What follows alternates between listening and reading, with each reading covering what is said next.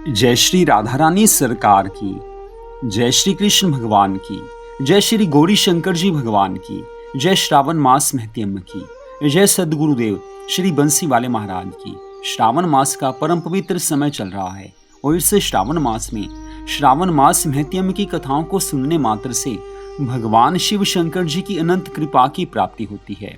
जन्मों जन्मों के पाप नष्ट हो जाते हैं, मनोकामनाएं पूरी हो जाती हैं और जैसे जैसे हम भगवान की भक्ति में आगे बढ़ते जाते हैं वैसे वैसे हमें भगवान की कृपा की प्राप्ति होती है और जीवन के अंतिम समय में भगवान के धाम की प्राप्ति भी हो जाती है। तो श्रावण मास के जो बाकी शेष दिन रह गए हैं, इन दिनों में अपने मन को पूरी श्रद्धा भावना से भगवान के चरणों में लगाकर भगवान की भक्ति करनी चाहिए ताकि भगवान की कृपा को प्राप्त किया जा सके।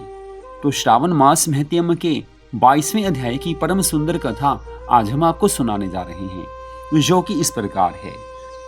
सनत कुमार जी भगवान श्री शिव शंकर जी महाराज जी से कहने लगे हैं कि हे प्रभु, अब आप श्रावण मास के शुक्ल पक्ष की चतुर्थी के दिन किए जाने वाले व्रत के बारे में बताएं। कौन सा व्रत होता है, किस विधि से व्रत किया जाता है तथा पूजन कैसे किया जाता है, उद्यापन कब किया जाता है, ये सब बातें मुझे विस्तार पूर्वक बताने की कृपा कीजिए।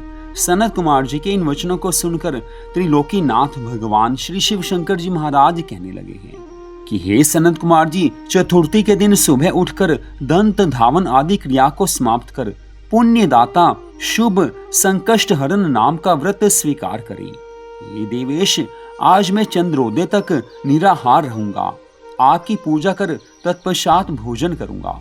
मेरे सब संकटों को आप दूर कीजिए, मेरे संकष्ट को आप हटावें। हे वेदात्र, इस प्रकार संकल्प कर काले तिलों से नहा करके तथा सब हानिक कार्य कर गणाधिप की पूजा करें। बुद्धिमान 3 मासा 1.5 मासा या अपनी शक्ति अनुसार सोने की प्रतिमा बनवाएं।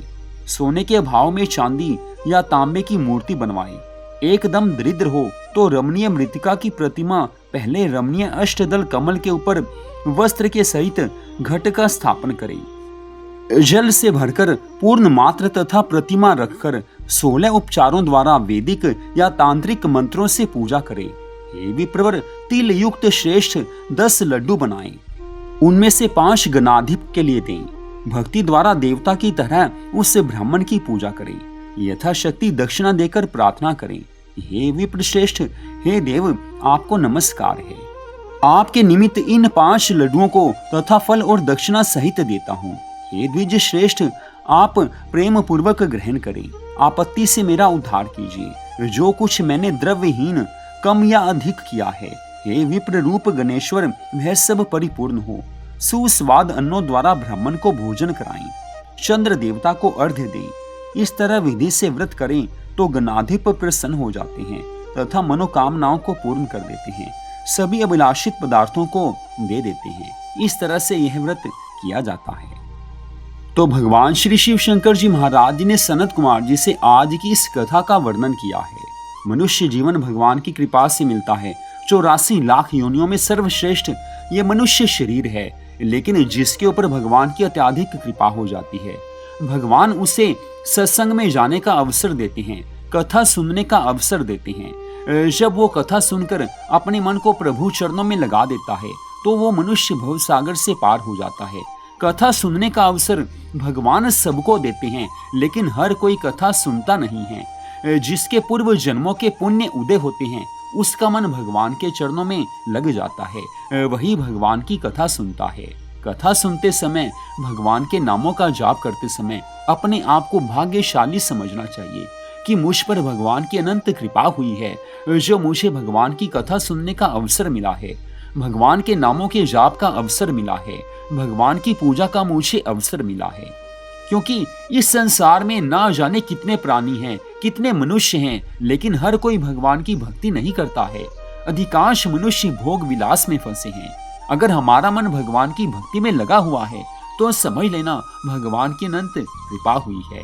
तो हर क्षण आनंद सहित भगवान की भक्ति कीजिए, फिर देखिए भगवान कैसी कृपा करते हैं। तो आज की इस कथा को आपने सुना, आप सबका हार्दिक धन्यवाद। जय श्री राधा रानी सरकार की, जय श्री कृष्ण भगवान की, जय श्री गौरी शंकर जी भगवान की, जय श्रावण मास महत्यम की, जय सद्गुरुदेव श्री बंसी वाले महाराज की। ओम नमः शिवाय। जय जय श्री राधे, जय जय श्री राधे, जय जय श्री राधे श्याम।